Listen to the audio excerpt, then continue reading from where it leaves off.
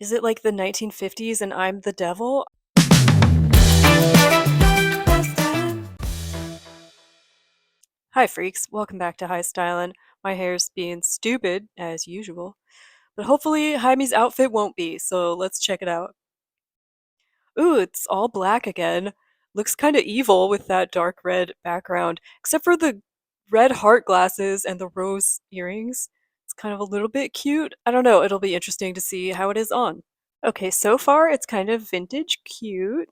And then we see the whole thing, and it was hard to tell how bright orange these tights were in the picture, but yeah, it's a really odd combination.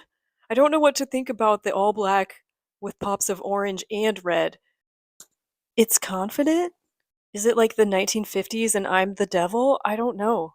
I'm realizing this is the second time we've put this belt with these shorts, and I really didn't think it was gonna work because even if it looks okay, realistically, you're gonna be moving around and it's gonna slide all around.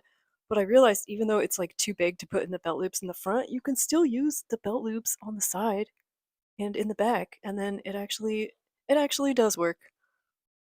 So this is technically already wearable. Is it wearable aesthetically? I kind of love it. I was thinking, like, how would I change this? I don't know if I would change it. I mean, I don't think it's too wearable for most people, but what would I even do to change this? It's not like I have a lot of other orange things that would maybe be a little less intense than my whole legs. So I might just have to keep it. I genuinely like it. Good job, Jaime. I guess the only thing I would maybe add is like some jewelry because I just feel sort of bare.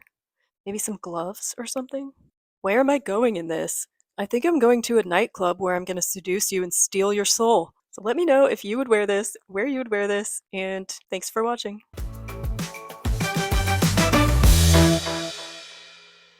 Come back next week for another hellish outfit from Jaime.